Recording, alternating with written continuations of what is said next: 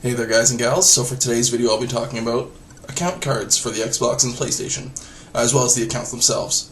So on the Xbox, we'll start with that one, you have Xbox Silver and Xbox Gold, or Xbox Live Silver and Gold.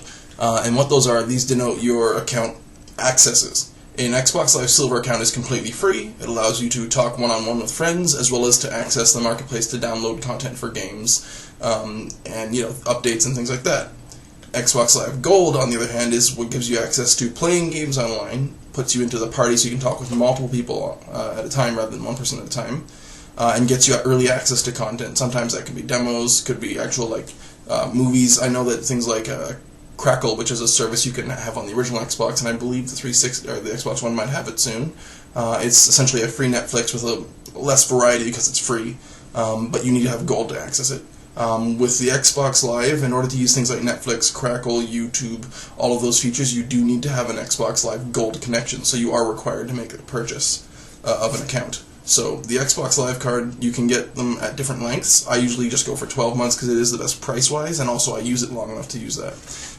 But a 12-month card is $59.99, so $60, and gets you a year's membership on Xbox Live Gold. I believe it is available at 6 and at 3 months, and I think you might even be able to buy a month if you do it digitally through them. I'm not 100% certain on that one though. On the other side of things, you have PlayStation Plus. Now, PlayStation Plus is a bit different only because, although on the PlayStation 3 it is completely unrequired, you don't need PlayStation Plus to do anything, on PS4 you do have to have PlayStation Plus to play online.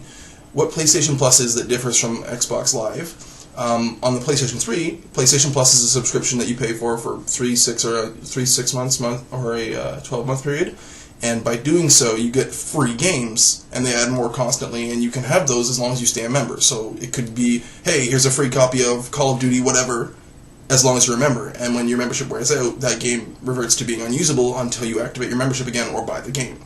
So it's a way to get an instant library is what they call it, and it's a neat feature. I definitely think it's pretty cool. Microsoft is trying to do something similar, and until they put more behind it, sadly it's lackluster. I do like Microsoft and what they're doing, just could be a little bit more intense like what Sony's willing to do with this. But Sony has its downfalls and Microsoft has its ups as well, so I like to think that they're both equally good and bad.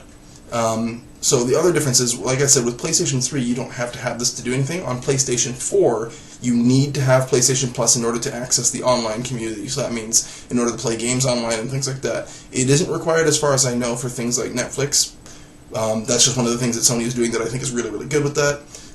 But it is a neat service because, like I said, you get access to free games. So when I bought my PS4, I actually didn't buy a single game for it. I knew that there were 2 games that I was interested in that were free because of PlayStation Plus, and I had a month free. So in that month, played those games. I enjoyed them thoroughly.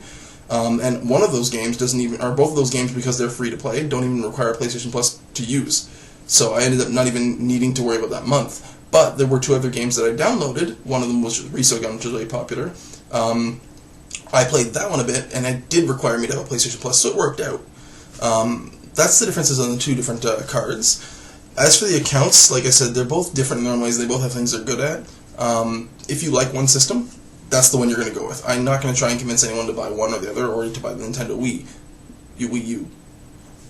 I don't like the name, but oh well. I love all 3 consoles. I think they're all great.